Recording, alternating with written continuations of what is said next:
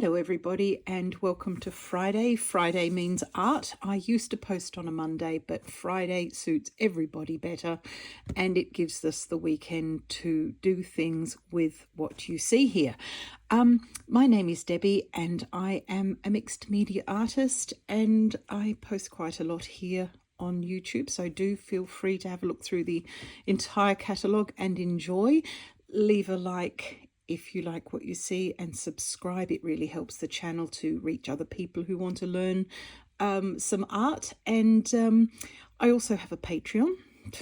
Doesn't everybody nowadays? The details are in the description box below, and if you like my style and would like to learn a little bit more in a bit more depth, consider joining us over there. And speaking of Patreon, I have a current offer in my shop. Patreon's just started doing discounts on things, so I decided to celebrate this by making 25% off all my sketch zines in the shop.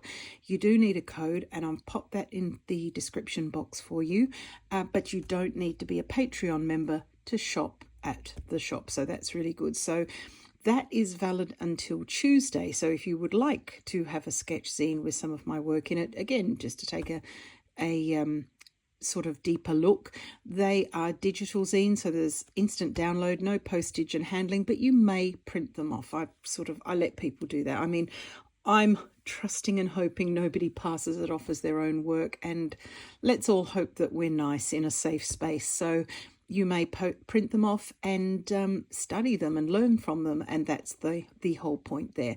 So 25% off until Tuesday, I think it's the 3rd of September 2024, just in case you're watching this in the future. Right, so that's all the housekeeping out the way. Let's get on. This is a favourite 5, and this week's favourite 5 is Soft Pastel, because I haven't done anything with that just yet, and I thought, well, you know what, it would be a good time. Now, as you will have seen from some of the video footage at the beginning, I've got a few pastels, so narrowing it down to just 5 was actually a bit of a challenge, but I've managed it. And I'm using Mungayo Gallery soft pastels, which are the ones that I can quite readily get here in Germany. Unison is another variety or another brand that is very good, and actually they have an advantage over these. The Unison ones are more readily water soluble, so I'm going to do something with those in the future. Right now I have these, so I'll show you what I do with these. And what I wanted to show you today is not just how I sketch with pastels, because you can find that just about anywhere. I wanted to show you how I use pastels in a mixed media setting, because that's not quite as easily found on the internet. It really, I mean, I looked with frustratingly empty results when I was starting out a while ago. It may be better now. But in the end, I just sat down and worked it out myself. So what you're seeing today is my technique and what I do with them. And yeah, it's not difficult, and it adds another nuance to your mixed media work. But you can actually go over soft pastels with your fine liners, even felt tips and acrylic markers, coloured pencils, all of that. So that's what we're going to do today. So I have got 5 plus an honourable mention, because I couldn't leave that one out and it needed something to make it pop. I love this smalt blue. These are quite dusty and messy, but they're not as dusty and messy as people would have you believe, trust me. I have a smalt blue, which is perfect for skies and water. I then, in that same viewpoint here, I have a deep lavender blue. I would like a different blue to this, but this is the one I've got, so this is the one we're going to use, and I'll show you how I use that, but that goes with that blue. Then I have a warm grey too, which is in the middle of the warm greys. Very, very useful thing to have. Then in the greens, I have a deep olive green, and I have a dark khaki, and my honourable mention is a light terracotta. These are all nice earthy colours. They're very relevant to where we find ourselves now in the season. And just to swatch them out over here on our little bit here, they will create a bit of dust, but what I tend to do is just collect that up. Yep, my finger is a little bit dirty from the others. Hang on, let me just give my finger a wash and we will start that again. Every time you touch them, there will be some colour transfer. That's how it is. So this is a light blue, and if I just blend that out, it's a really nice sky blue. This one, on the other hand, is a lot darker, but it's good for adding in to some of the green if you're working with limited colours, or if you're only wanting to buy limited colours to begin with, which is a concept that I've never sort of learnt. I should, but I haven't. I'm working on it, to be fair. If you're only going to buy one blue, that is a good one, because between the two of them, I know one's very dark and one's very light, and ideally another one in between would be handy, but you can mix these on your page to a certain extent. This is the Warm Grey 2, which actually almost works as the blue or the colour in between these two, depending on what you're after. And as you can see, you can blend them in a little bit of dust there, but not the huge amounts that we're usually led to expect. You'll get a lot of dust if you press hard when you use the pastels, and you'll get a lot of dust if you are using really huge expressive strokes that require your entire arm to be moving around. Then you will get a lot of dust as well. I'm working in as you can see next to my hands here, quite a small sketchbook. This is my Stillman and Burn one, and it's pretty good actually, dust wise. Right, onto the greens. We'll go light first with the dark khaki, so not really light, but like I said, I was limited to 5 only. I've limited myself. You could, I will lighten these with coloured pencils, which is the way I work. 5 colours, I think people could do that. I'm not sure I'm one of those people, but if I only had pastels, 5 colours might be pushing it. This one is a lot harder in places. You get that actually. There's a hard bit on the other side. That can be just because they're made from natural earth pigments and very natural sort of components. Sometimes you'll get a hard bit in them. They're not, they're sort of made from plants rather than made in a plant. And quite often these are hand rolled as well, which is why they're quite so expensive. And my honourable mention is terracotta, which, there's a bit of dust on that one. That can be pigment dependent too. The hardness and scratchiness, softness, creaminess, or dust can be slightly pigment dependent. So some colours you'll get that, some colours you get less. Right, so those are those colours. We're talking about pastels. There is one other tool that I'd like to show you, because you've seen me using my finger to blend them out, which is absolutely fine. We tend to have these with us most of the time, and that means if we're working on plein air, we're not carrying anything extra. However, you can also get these tortillon stumps. They're made of paper. As you can see, they come in all sorts of sizes and brands. I've got some Staedtler ones here. I've got some Chinese no brand ones, and they all work exactly the same. So if you're not keen, because some people don't like the feeling of the dust on their fingers, I'm not wild about it myself, I'm not going to lie. If you're not keen on that, you can blend the pastel onto the paper and then use one of these. You won't be able to get rid of the dust quite as well, and it doesn't blend the same way as it does with the heat of your finger. As you can see here, the 2 examples. Let's bring that up to the camera a little bit for you. Get rid of the dust. As you can see here, this one is a lot more of a dense, creamy mixture than this one. The heat of your finger and the natural oils in your skin will help. The green here, you can see some of the scratchiness. That's pigment dependent. Sometimes it happens, sometimes it doesn't. But it is far less of a problem with your finger. The thing that your finger can't do that these can is to get into a tight space.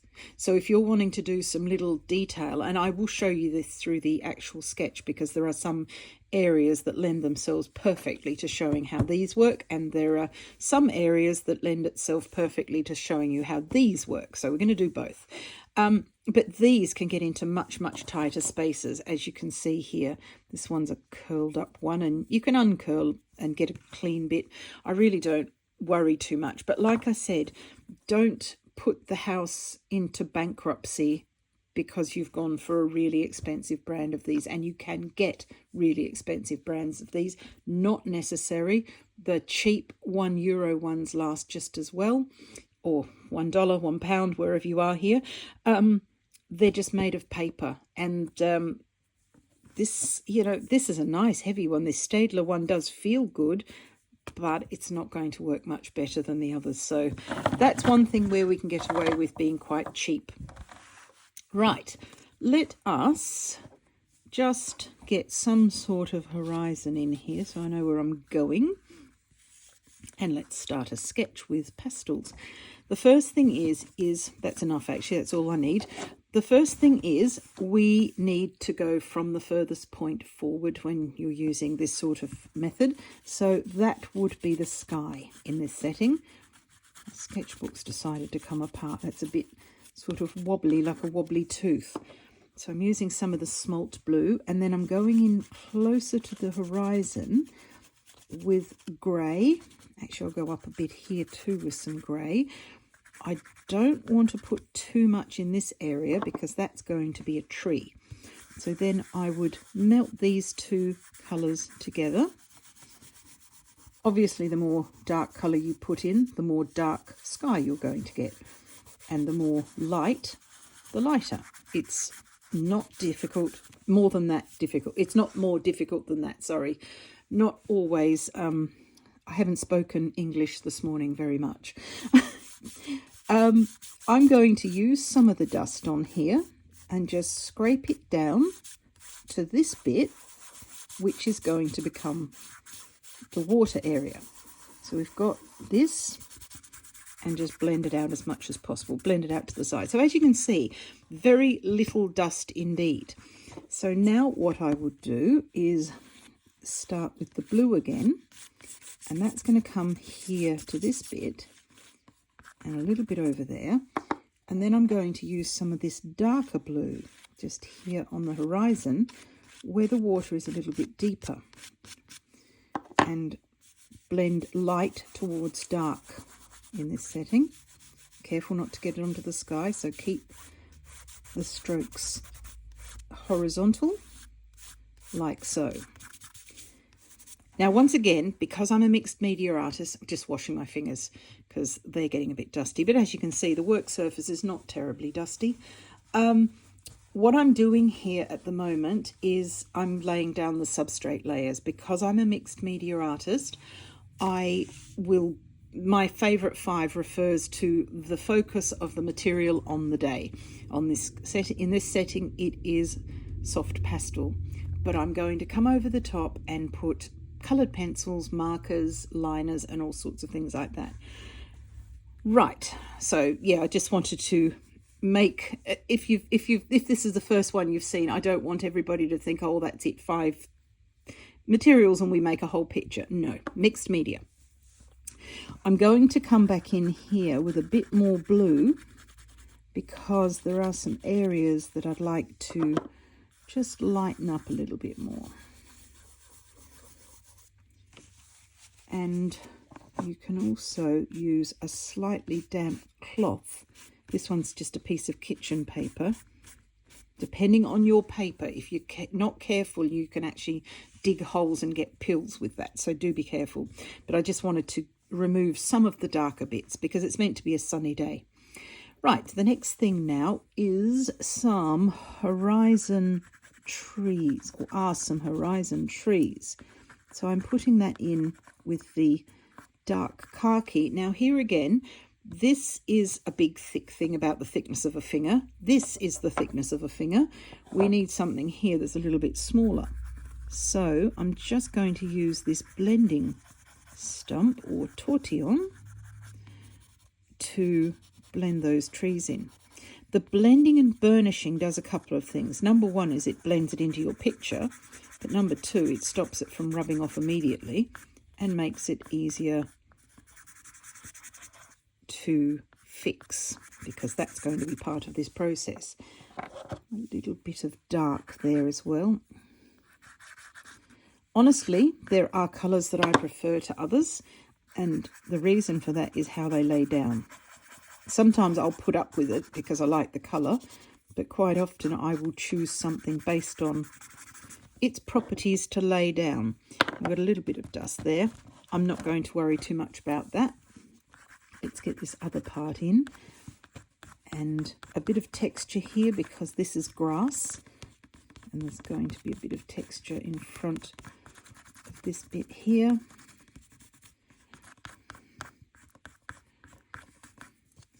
And there'll be a bit of a bank of it here. In an ideal world, I would have chosen a slightly lighter green as well, but because I have plans to come back in and go over the top with coloured pencil, it's not really necessary. Just putting in a tree here, nice and dark. Now, yeah, there's definitely a hard bit in that.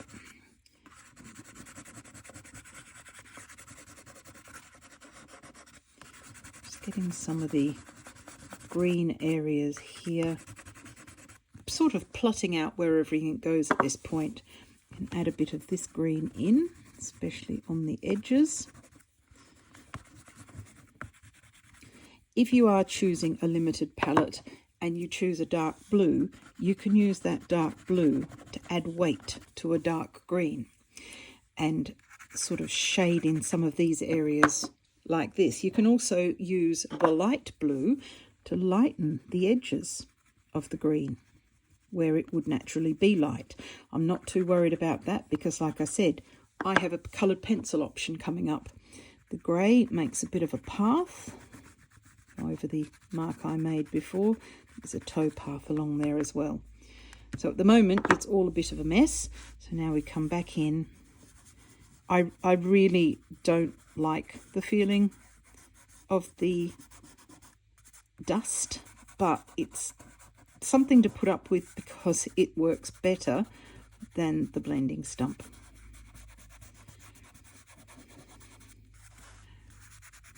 What we're trying to do here is to create a blurry picture. Bring this right over here.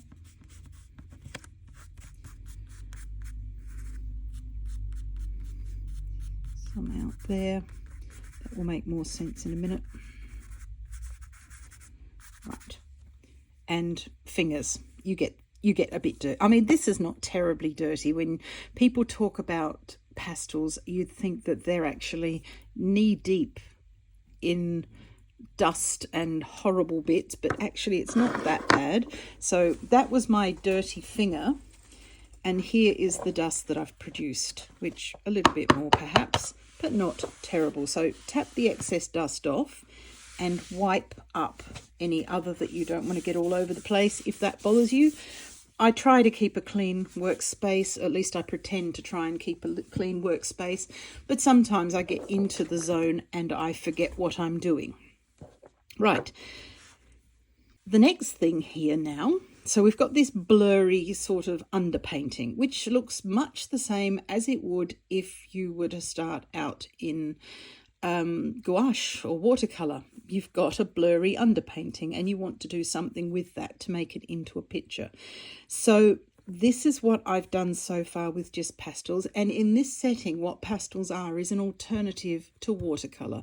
They are an alternative to gouache, and their huge advantage over paint, especially if you're out painting en plein air, is that you don't have to have water to activate them. You can do, like I said, the binders in these Mungayo Gallery pastels. I'll just give you a very quick demo here on the side, and you'll see that it sort of pills up. The water pills up. I don't know if you can see that and appreciate it on camera. It's not working the way you see some people work with pastels. You're getting a little bit, but not terribly much. It is extremely disappointing and frustrating. So I've had to accept that these are going to be for dry use, and that's a big bonus. However, they do have a slight downside in that if you want to use these for mixed media, you have to fix them first. Now, you can use a proprietary brand of a fixative, and I would advise that if that's what you want. But if you're on a budget, or if you can't find the proprietary brands of fixatives, hairspray is exactly the same thing. This one is the cheapest hairspray that you can get from Lidl here in Germany. And this has the advantage in that I'm not sure if you can buy the proper fixatives in a small can, whereas I know you can buy a purse spray of hairspray. So if you're out in the field, you've got to work out whether it is worthwhile having something that doesn't require water to activate it, but does require a fixative. Is it better just to carry a little purse spray, which is like that? Or are you better off with the water and just use gouache? Those are decisions to be made depending on what your needs are. This is an alternative to that. So what I'm going to do now is I'm going to spray this with hairspray, and then I'm going to allow it to dry, because as with everything in mixed media, and this is my number one thing that I repeat often, a lot of people will say, oh, mixed media doesn't work for me. I didn't like the way it looked. It didn't, my coloured pencils didn't work like they do for you. The big tip is let it dry. Absolutely nothing more is going to happen with this picture without we let it dry first. So whether it's water and paint that we're talking about, or hairspray or fixative, let it dry until it is crispy dry. And the way you can feel that, again, if you're out and about, put it in the sun for a few minutes. If it feels warm or room temperature, it's dry. If it feels cool in places, that's not dry. And there, your coloured pencils, and you may even ruin a marker, they will not work over the top of that. So let it dry, and, look at the birds, take that time to have a cup of tea, let it dry before you start the next layer. So yeah, rant over. Thank you very much for listening. I shall go away and just spray this. Now, when I spray, the reason I'm not doing it on camera is because I tend not to do it in my workspace. I'll do it where it can sort of in a well-ventilated area. It doesn't matter what you're using. Our lungs are not designed to breathe in hairspray or fixative. So go outside and do it a couple of times. So you will do it very lightly, about 2 or 3 times, and let each layer dry. It doesn't take as long as it sounds. It takes longer for me to tell you than it does to actually do. So we're good. Okay. I'm off to do that, and I shall return, I promise. Okay, and as promised, here I am back again. Now that's dry, and you can tell, a lot of people ask me, how do you know if you fixed it enough? Because if you take a clean finger, this one's a little bit marked from the actual first process, so I wouldn't use this. This one's clean enough. Go through some of the areas, and there's absolutely nothing coming off, so therefore it is fixed enough. If you get a little bit of dust during that time, then you know it's not fixed enough and you have to go in again. So what I would do now is use my favourite coloured pencils, making sure I'm in shot there. My coloured pencils are a mixture of Derwent Lightfast. I've got some Derwent Drawing. Those are the orange ones. I've got some Derwent Lightfast. And the Derwent Drawing are yellow ochre, Chinese white, chocolate in Derwent Lightfast, forest in Derwent Lightfast, never without that one, light aqua in Derwent Lightfast, and Mars black in Derwent Lightfast. And then in Caran d'Ache, I have a dark indigo and a green ochre. I may add to these, in fact, I'm pretty sure I will, but I'm not sure what yet. So for starters, again, going to the furthest spot away with the light aqua, what I do now is just increase some of the texture exactly as I would if I was working over the top of gouache. And the white one, lighten the horizon closest or lighten the sky, look closest to the horizon here. I know I went in there with a little bit of grey, but I want that grey as an underpainting, but the sky tends to be a little bit lighter towards the bottom because of the curvature of the earth. You could also bring in, let me just see if I can find something. This is a mid ultramarine in Derwent Lightfast, just to give it a little bit more blue, and that speaks to the, gosh, that is really wobbly. It's like a wobbly tooth, where the sky is its richest blue up the top, and that sort of speaks to the colour of the pastel. It's a lighter version, but as I said, this is the value in between the very light and the very dark pastel. This blue works really well, so you don't have to have that as the substrate, you can have it as the overlayer. And of course we can just add a bit more there if you want to. Keep the rest as grey and blue. The next thing to do here are these horizon trees, and I would go in with my green ochre Caran d'Ache just on the top a little bit. And this is ease itself. It uses the pastels as the underlayer, just as if we were painting. Bit of forest bottom. And now, because of the fixative, I can also get really fine detail lines. Give that a little bit more with yellow ochre on the top, just to make sure that the sun is shining through those trees. And then here, just have to move my sketchbook a little bit and find the correct colour. Dark indigo. What I'm going to do is just on the horizon here, nice and neat, just colour in a little bit of texture where the water is its deepest. Bring that down a little bit. I'm using the pencil on its side rather than upright, like if you were writing with it. On its side you get quite a lot of shading. And here closest to the land as well, you'll have a little bit of that reflection. And then come back in with the light aqua from Derwent Lightfast, because that will push that back a little bit, burnish it, and reflect some of the sky colours. Tend not to do something in one area only in a picture. For example, if you use light aqua up here, you've got to use it somewhere else to make it sort of balance out. You don't have to, got to do anything, apart from the fact that that's absolutely appalling English. You don't have to, but it is a good idea. If you use it here, use it somewhere else. And in a triangle is perfect. That's classical art proportions. So use it here in the sky. So we use a little bit of light aqua here, and we use a little bit of light aqua here in the water. And that sort of brings it in together. If you introduced another colour there for the water, which indeed you could sometimes, that's when the painting can start to look fragmented and it starts to fall apart because it's just too much colour. I'm not really into really limited colour palettes, like using one or two. That's not me. It may be in the future, might have been in the past and I've forgotten.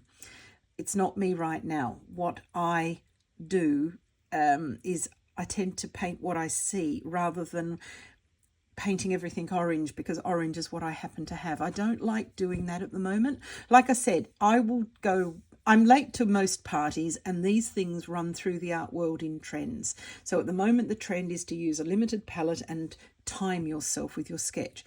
I've never felt the need to do this, and I don't want to do it now. So I tend to look out at the scene. I'm painting from a photo at the moment, and if I see a green, I'll use a green, and if I see a blue, I'll use a blue. But if there are two different blues that are very similar, I'll try to use the same blue, if that makes sense, because that gives a more coherent look to the picture. Whereas if I introduced a wildly different blue now, it's just too much, especially in this small picture. If you're doing a massive realistic painting, you use what's there.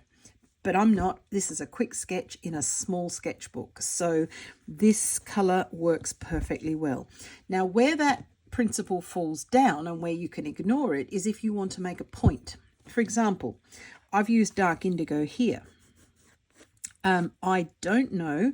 I may use some here, to be fair, because that will then bring it back into the picture over here.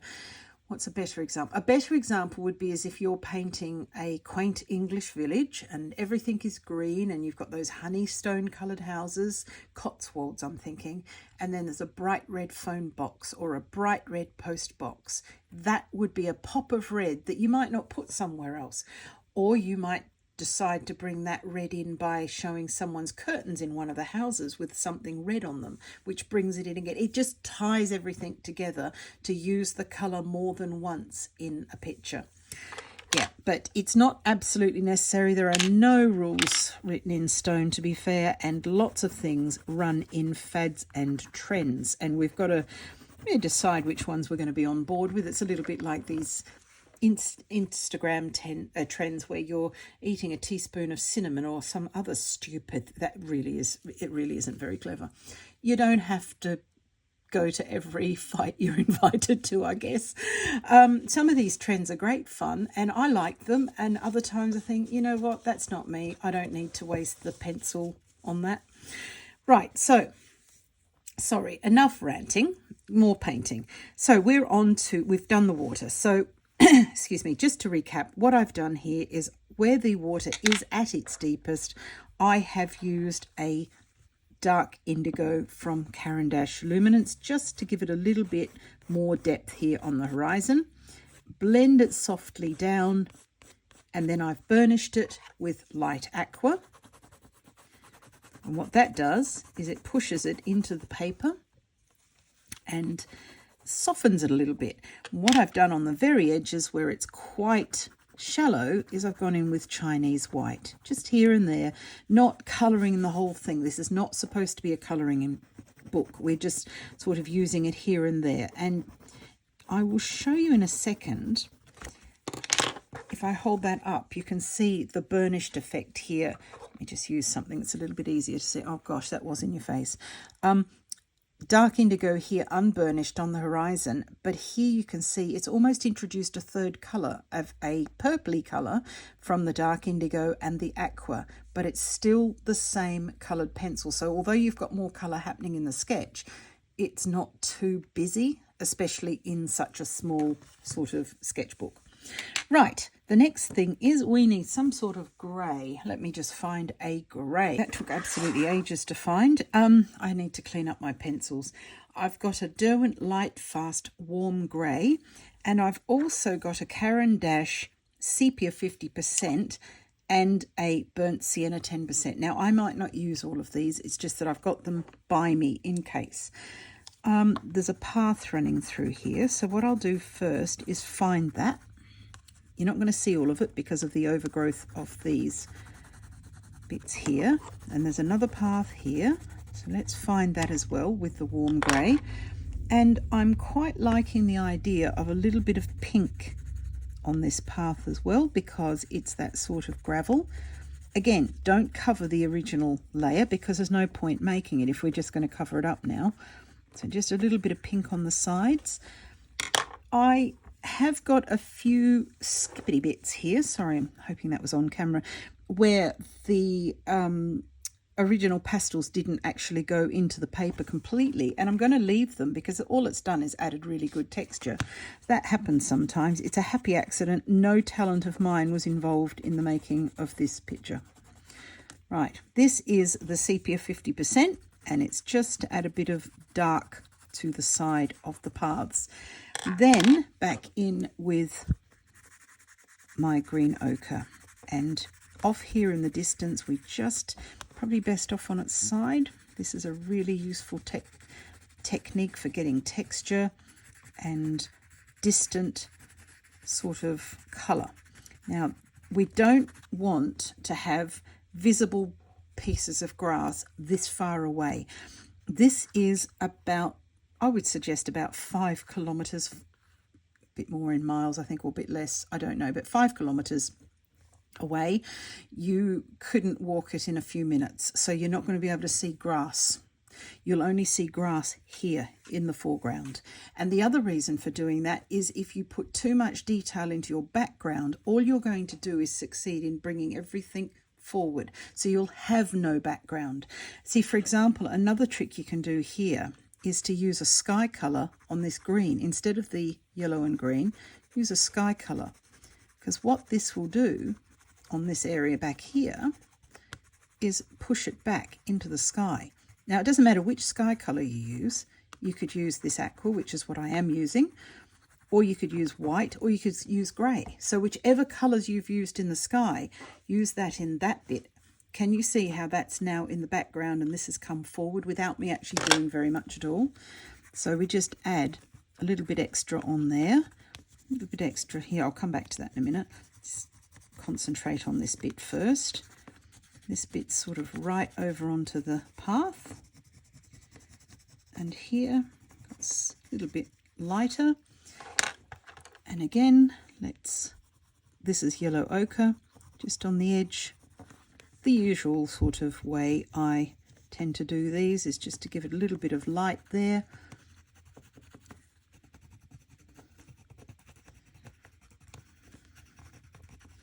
And don't do very much at all as it gets to the back here, just a little bit so that you've used the colour again. Now, there are some lines here that we can get rid of. For example, this bit's getting a bit linear through here. So again, using this on its side, this is the Forest pencil from Derwent Lightfast, just to make that a little bit less even. Oh gosh, my dog has just started. I'm not sure if you can hear her.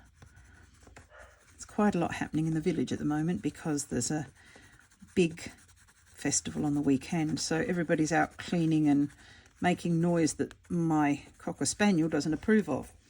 Right, what I've done there is I've stopped that being a straight line. In some areas, it has to be fairly straight. We've got this bit here that's actually against the water, and that will be a bit straighter. But here it won't be, because these bits and pieces here in the front will be growing up at random intervals and covering it. And the trick to remember here, that was yellow ochre, this one's green ochre, is that there are no straight lines in nature. If you draw a house, it will have straight lines most of the time. They may be a little bit wonky or a bit rough, but they will be essentially straight, and the angles will be square, because that's a man-made object. A tree, as yet in our world, I'm sure they're working on it as I speak, is not yet a man-made object.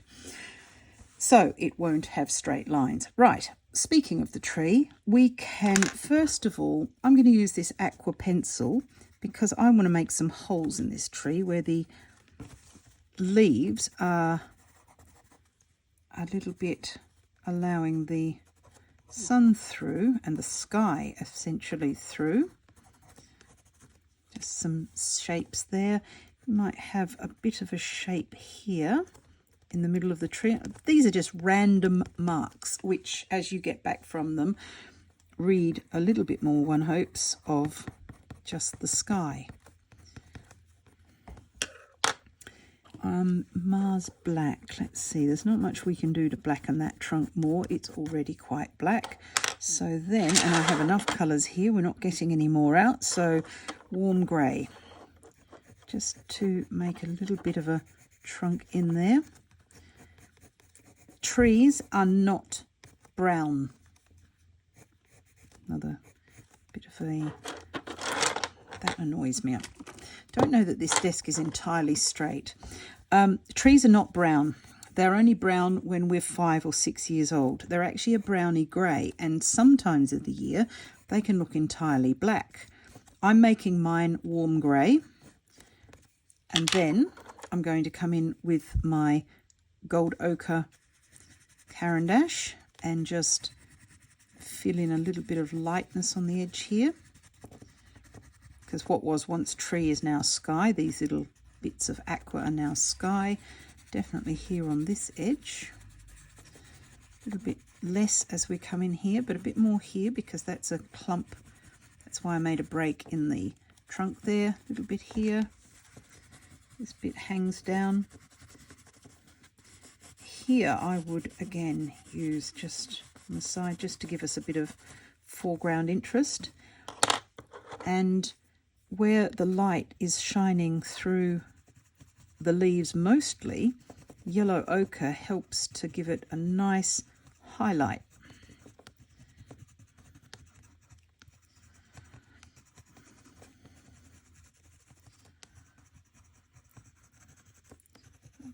This bit coming down here, and again a little bit of here on this embankment. If you find that you go too far with one colour, come back with something like Forest, which is very similar to the dark green that I used to make the first layer there, the substrate layer. And you can go back in here too and just knock some of this back, and you just work on it quite gently until it's finished. This is one of the skills of being an artist, and it's something to be practiced. It's finished when it's finished, but don't overwork it, because it's just all too easy to do, and everybody does it. Don't be fooled into people saying, oh, you know, I don't do that. Yes, everybody does it. You could put some more leaves up here a little bit. Yeah, a lot of people will tell you that it appears as though they just sit down and they do a job and it's perfect and nothing goes wrong. That's not how it happens in real life. Okay, just adding a few bits of textural leaves there, which don't make sense in the context of this tree, because this tree is looking a little bit more floofy. So if I come along a little bit more, just bits and pieces, that gives the impression that there's another tree up there somewhere, and that was Forest. So then I'll come back and do this a little bit with green ochre, just to give it some light, that sort of thing. Now that can stand as it is, but what I would do in this setting is to introduce just a little bit of foreground detail in the form of some markers. I've got a couple here, and more than I will use actually. The first ones are 0.7mm nibs from Art, which is a small family-based concern, and you can buy them just about anywhere outside the US on Amazon, places like that. In the US they've got a website, and I'm not sure if they're open stock available yet, but I don't think so. I've had to buy sets, which is fine. They're lovely sets. Nice fine nib and muted colours. Love those. This one is a Liquitex marker, and a lot of people don't like these so much because they don't cover 100% completely level. I like them because they don't cover 100% completely level. I want this to be textured. So also this nib is rather wrecked, I'm afraid.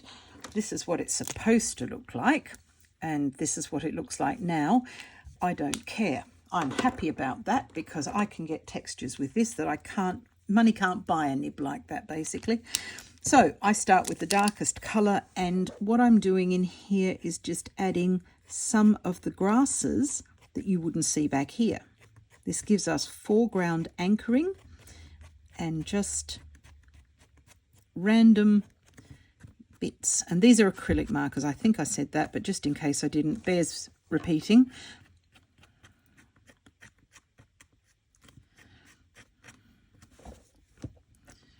And this gives us somewhere to anchor ourselves.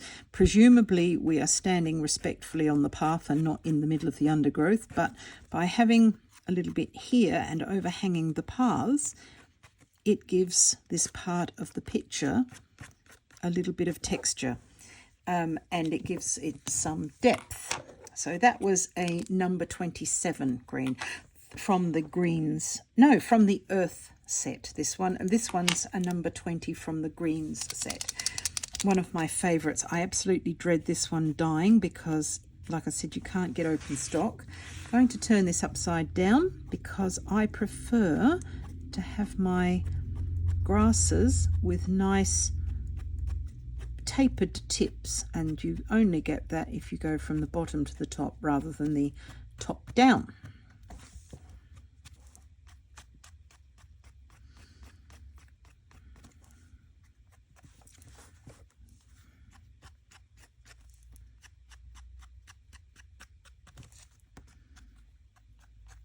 Completely random.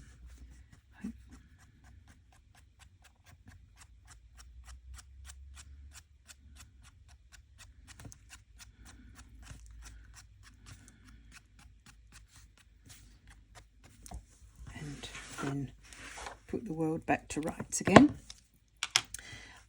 This one, the Liquitex, is useful for random marks and seed heads and other things that you might want to add to your grass.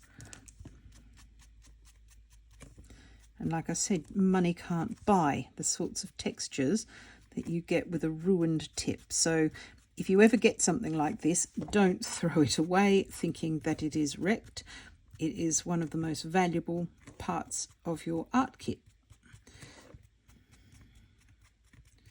Okay, so lots and lots of texture. You can put some texture on the path with it too.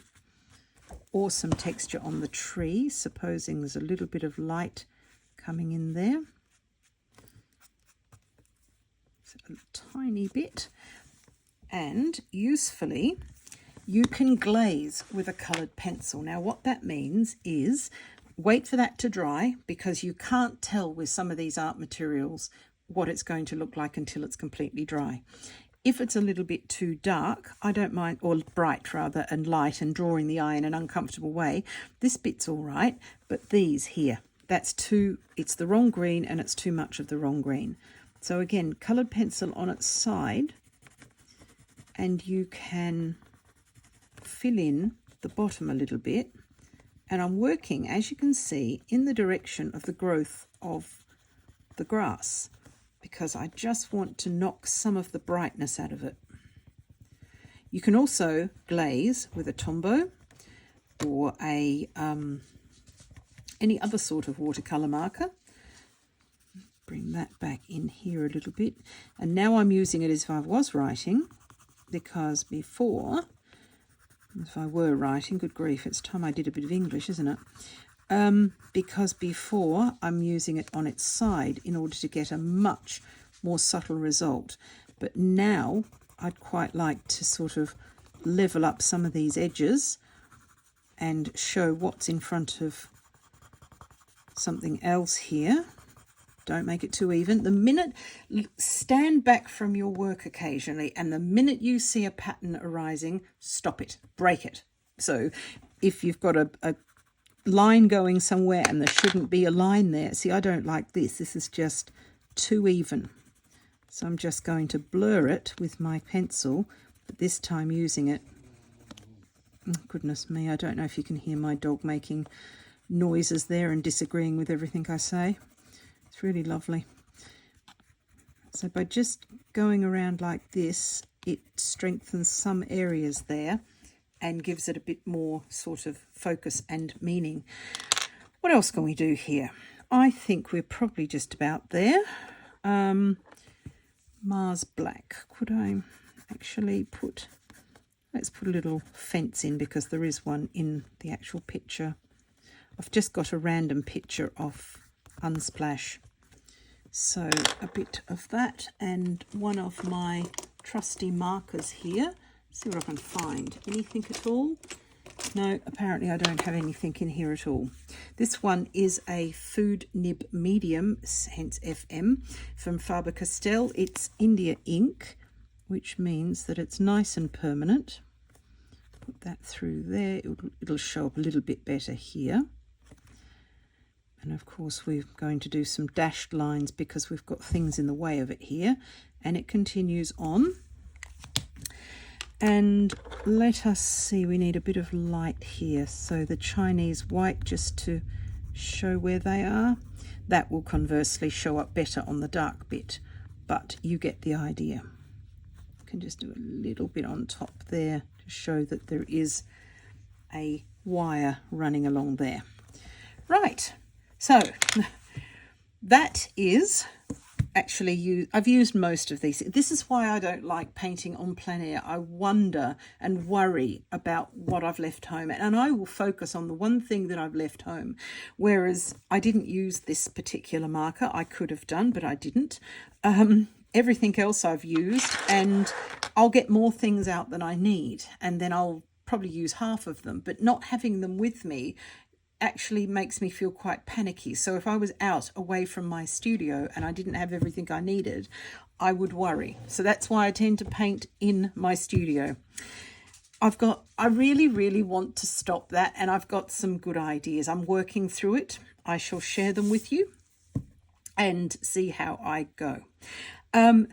Anyway, that is how I use soft pastels as a substrate. I do hope you've enjoyed that, and you can see that it is possible to use all of these markers. Like, for example, this one here, this, like I said, it's an India ink marker. If there was lots and lots of dust coming off the pastels, you would wreck the pastel at the marker, sorry. See, for example, here, I can actually mark here sharp branches. Probably wouldn't do very many because I hadn't planned on those, but just for illustration, I can do really sharp lines on here that you wouldn't think was possible the way people talk about pastels and mixed media. It is possible. You fix it, and you fix it well. And well means when you brush it, you get no mark on your finger. If you're still getting marks, you're not fixed enough. So let it dry and do another layer. And then, as you've seen here today, I've gone over it with all my usual favorite things, and colored pencils and markers of all sorts, some of which would be completely ruined with a little bit of dust on their nib. They're just not going to put up with it. Pigma Micron, I'm looking at you. I adore them. Let me just show you the barrel here. I love these, but they are extremely intolerant of any moisture or dust or stuff like that. Sometimes you can get them to come back to life by sort of drawing very carefully on a piece of paper, but sometimes that's it, they're finished. And that happens sometimes. So by fixing it with hairspray or a proper fixative, whatever you're wanting to do, you don't have that problem anymore, and that means that you've got another option, especially if you've bought pastels thinking, oh yes, I'll use these, and then realized this is not such a walk in the park. It means there's nothing wrong, it just means you're missing a step. And once you've filled that step in with the technical know-how, you can use your pastels. Or you might have, I love watercolors, and I love pastels and all these things. I want to collect them, but I need to use them or else they can't cut. They've got to earn their space in my studio. And if they're just sitting there because I like the look of them, that can't happen. So, yeah. Thank you so much for watching. I do hope you've stayed with me this long. If you have, thank you. I appreciate your time. Have a lovely weekend, and think about if you've got some pastels or you've been gifted some or you've thought about buying them. Dig them out, use them in your mixed media work, because they are another way to add a layer. You can also go in between the layers of fixative and add more. So, for example, you could do more with white pastel on the sky to create clouds, then fix over the top of that sort of thing. There are so many things that are possible as long as you've got that technique down. Practice it and it's yours. Right, I shall go now. Like I said, don't forget to leave me a like and subscribe. And if you like what I do here, consider joining my Patreon. This is basically an indication of what I do, but in more depth over there, of course, with different subjects. Speaking of, I'm about to film a tutorial using purple in a landscape and some sheep for my Patreons right after I upload this for you guys. So have a lovely weekend, and I shall see you next week. Take care. Bye.